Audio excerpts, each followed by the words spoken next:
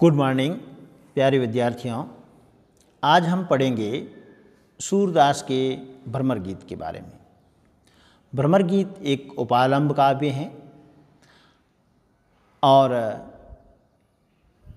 इसमें सूरदास ने वाक वैचित्र्यपूर्ण बात कही है।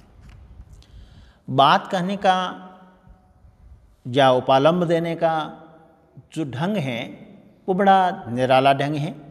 जैसे अपन किसी को कहें कि उसको गाली भी दे दें और उसको बुरा भी ना लगे, भला बुरा भी कहना, लेकिन सामने वाले को बिल्कुल महसूस ना हो कि मुझे कुछ गलत कहा गया है। यहाँ पर सूरदास गोपियों के माध्यम से उद्धव जी को बार बार मूर्ख कहेंगे, पागल कहेंगे, ठग कहेंगे, कई प्रकार के लंपट कहेंगे, ऐसे शब्दों का खूब प्रयोग करेंगे। यहाँ हम इसके पहले जो हमारे सिलेबस के अकॉर्डिंग हैं उसमें पहले पद की हम कुछ व्याख्या करेंगे। देखते हैं इस पद में सूरदास जी क्या बात करते हैं, गोपियों के माध्यम से कैसे उपालंब देते हैं, इसी की बात करेंगे। फिरी फिरी कहाँ इस पद में है, हमारे हरि हालिल की लकड़ी मन वच क्रम नंद नंदन सो उर यह दृढ़ कर पकड़ी जागत सोवत सपने सोतुक कान्ह कान्ह जकरी सुनत जोग लगत ऐसो अली जो करोई ककरी सोई व्याधि हमें ले आए देखी सुने न करी यह तो सूर तिने ले दीजिए जिनके मन में चकरी। क्या कहते हैं, गोपियां जो हैं यहाँ उद्धव जी को उपालंब स्वरूप कह रही हैं। उससे पहले हम सगुण निर्गुण के कुछ भेद को जानेंगे। देखिए, निर्गुण उपासक और सगुण उपासक दोनों की चित्तवृत्ति चरम अवस्था में समान हो जाती हैं। जहाँ आनंद की अवस्था होती है वहाँ दोनों की स्थिति समान हो जाती हैं। अंतर केवल इतना ही रहता है कि निर्गुण उपासनों या उपासकों में बहुत श्रम साध्य सी बात होती है और सगुण उपासना में अनायास साध्य होता है। ऐसी स्थिति में सगुण उपासक अपने इष्ट सगुण को छोड़कर निर्गुण को किस लिए अपनाएगा। इस कारण सगुण उपासना के प्रति अपनी अचल आस्था व्यक्त करती हुई गोपियाँ कहती हैं। यहाँ सगुण का दृढ़तापूर्वक गोपियाँ समर्थन करती हैं। कैसे, क्या कहती हैं, हमारे हरि हारिल की लकड़ी। गोपियाँ सगुण में अपना या अपनी दृढ़ता व्यक्त करती हुई उद्धव जी से कहती हैं कि हे उद्धव, जिस प्रकार हारिल पक्षी होता है वह सदैव अपने पैरों में, चंगुल में लकड़ी को पकड़े रहता है और लकड़ी के आधार पर टिकने के अपने व्रत का निर्वाह करता है। उसको ऐसा भ्रम रहता है, दृढ़ निश्चय रहता है कि इस लकड़ी को जैसे ही मैंने पैरों से छोड़ा तो मैं नीचे गिर जाऊंगा, तो उसी लकड़ी से इसका बैलेंस बना रहता है। तो दृढ़तापूर्वक उसने पकड़ रखा है उस लकड़ी को। अब ये कह रहे हैं अपने व्रत का निर्वाह करता है, उसी प्रकार हमारा भी यह दृढ़ व्रत है। क्या है, हमारा भी यह दृढ़ व्रत है कि हम हरि को जीते जी नहीं छोड़ेंगे। किसको? कृष्ण को हम जीते जी नहीं छोड़ेंगे। किस प्रकार से? मन वचन क्रम। क्या कहते हैं? मनसा वाचा कर्मणा हमने हरि को दृढ़ता से पकड़ रखा है। किस रूप में? मन से, वचन से और कर्म से। मनसा वाचा कर्मणा हमने हरि को दृढ़ता से पकड़ रखा है। हम चाहे जिस दशा में हो, जागत सोवत सपने सोतुक काना काना जकरी, कि हमारी चाहे कैसी भी स्थिति हो, दशा हो, जागती हो, सोती हो, स्वप्न देखती हो। कहने का मतलब है प्रत्यक्ष देखती हो, हमारा मन सदैव कृष्ण को ही रट लगाए रहता है कि हम चाहे प्रत्यक्ष अप्रत्यक्ष रूप से जिसको भी, जिस समय भी, सोते जागते सपने में भी कृष्ण की ही रट लगाए रहता हूँ। सुनत जोग लगत ऐसो अली, ज्यों करोई ककरी। हे मधु, हे उद्धव जी, तुम्हारी योग चर्चा सुनते ही हमें ऐसा लगता है मानो हमने कड़वी ककड़ी खा ली हो, कि तुम्हारी योग की बातें हमें कड़वी ककड़ी के समान लगती हैं। कड़वी ककड़ी के समान, हम उसे गले के नीचे उतारना तो एक और रहा, हम उसे तुरंत ही थूक देना चाहते हैं कि गले के नीचे तो कौन उतारे, हम तुरंत ही उसको थूक देना चाहते हैं। तो आपकी योग की बातें हैं जो हमें कड़वी ककड़ी के समान लगती हैं। सोई व्याधि हमेले आए, देखी सुने न करी। फिर आगे क्या कहते हैं कि तुम तो हमारे लिए वह बीमारी या परेशानी लेकर आए हो जो हमने न कभी देखी, न सुनी और न कभी स्वयं ही भुगती है। कि ऐसी व्याधि, ऐसी बीमारी तो हमने देखी नहीं, ऐसी परेशानी लाकर के हमारे सामने खड़ी कर दी है। यह तो सूर तिन्हें ले दीजिए जिनके मन चकरी। फिर गोपियां क्या कहती हैं कि यह योग तो उनके लिए उपयुक्त हैं। योग की बातें तो किनके लिए? उनके लिए जिनके चित्त चंचल हो, जिनका मन जो है वह दृढ़ ना हो, चंचल हो, उनके लिए यह योग जो है अच्छा है। क्योंकि योग का अर्थ ही मन के चंचलपन को दूर करना है। योग के माध्यम से मन को स्थिर किया जाता है। हमारा मन तो एक जगह दृढ़ता पूर्वक आबद्ध है। हमारा मन तो पहले से ही एक जगह ही है, स्थिर है, चंचलता उसमें है ही नहीं। इसलिए हमें योग की कोई आवश्यकता नहीं है। अतः हम योग का क्या उपयोग करेंगे? आपके योग का हमारे लिए कोई उपयोग नहीं है।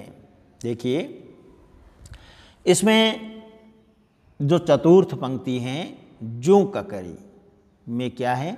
उपमा अलंकार है। फिर देखिए, योग साधना को चंचल चित्त वालों के लिए उपयुक्त बताकर उनके प्रति अवहेलना व्यक्त की गई है। तो ये था हमारा पहला पद, जो गोपियां हैं वह सगुण के प्रति दृढ़ता को व्यक्त करती हैं। दूसरा पद जो है वह है राग सारंग में। फिरी फिरी कहाँ सिखावत मोन, दुस वचन अली यूं लागत उर ज्यों जारे परलोन। सिंगी भस्म त्वचा मृग मुद्रा अरु अवरोधन पोन। हम अबला अहीर सठ मधुकर घर वन जाने कौन। यह मत ले तिन्हें उपदेशो जिन्हें आजु सब सोहत।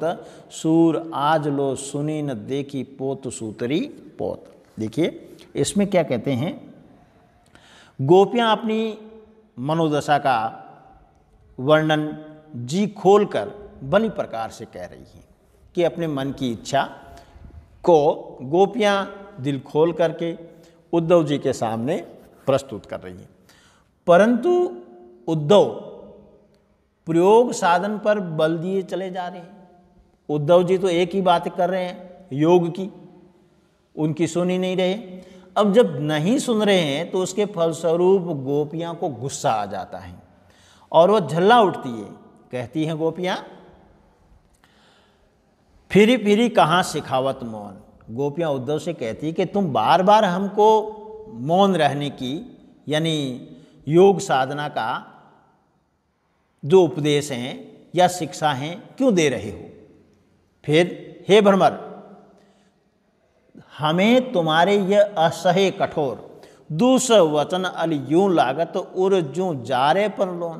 तुम्हारे यह योग की बातें हमें बड़ी असहनीय लग रही है, कठोर वचन लग रहे हैं, मानो कोई जले पर नमक छिड़क रहा हो।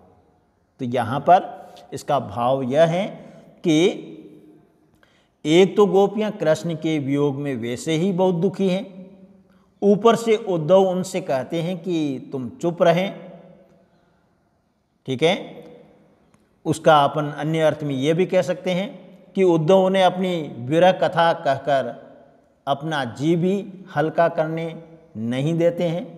सो उद्धव की बातें उनको कष्टदायक लगती हैं और कष्ट को और बढ़ाने वाली लग रही हैं। फिर देखिए क्या कहते हैं, सिंगी भस्म त्वचा मृग मुद्रा और अवरोध न पोल। कि तुम जो हैं वह हमें क्या कह रहे हो, तुम हमको सिंगी भस्म मृगशाला तथा मुद्रा धारण करके प्राणायाम साधन करने का उपदेश दे रहे हो कि प्राणायाम करो, अनुलोम विलोम करो।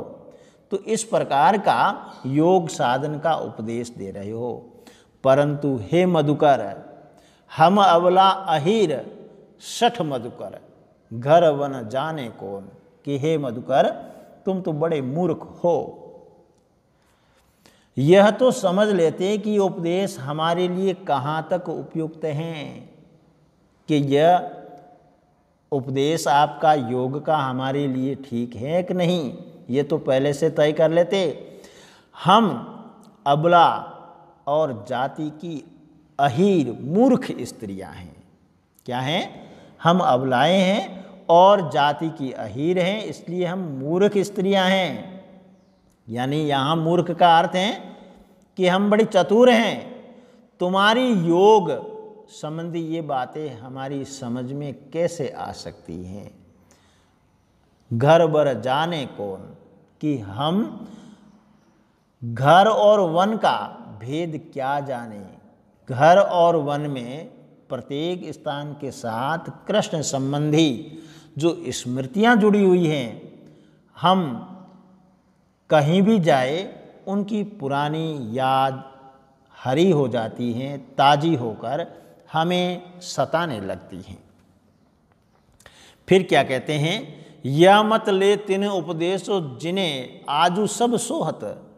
के हे उद्धव, ये उपदेश तो आप उनको दें जिनके या जिन्हें आजकल सब कुछ करना शोभा देता है, जो समर्थ और खुशहाल है, उनको जाकर के यह उपदेश दें आप।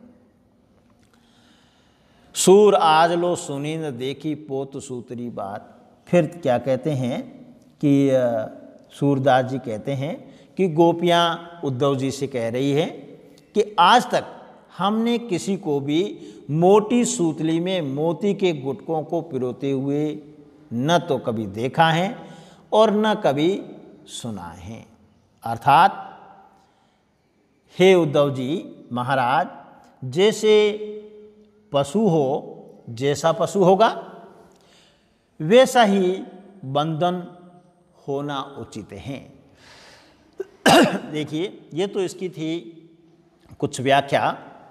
हम इसमें देखेंगे कि जो द्वितीय पंक्ति में है, दूसर वचन अल यूं लागत कर उर जूं जारे पर लौन। यहाँ पर दूसर वचन लौन उपमा अलंकार है। दूसर वचन अल यूं लागत उर ज्यों जारे पर लौन। फिर जारे पर लौन, पोत सूतरी पोहत, ये दोनों लोकोक्ति हैं। क्या है? लोकोक्ति। मौन शब्द का अर्थ जो है अलग अलग है, इसलिए इसमें श्लेष अलंकार है। अब जो अंतिम पंक्ति हैं, सूर आज लो सुने न देखी पोत सूतरी पोहत, इसके दो अर्थ हैं। क्या कह रहे हैं? एक में हमको योगी बनाना उतना ही असंभव है और अनुचित कार्य है जितना सूतली में गुटकों को पुरोना।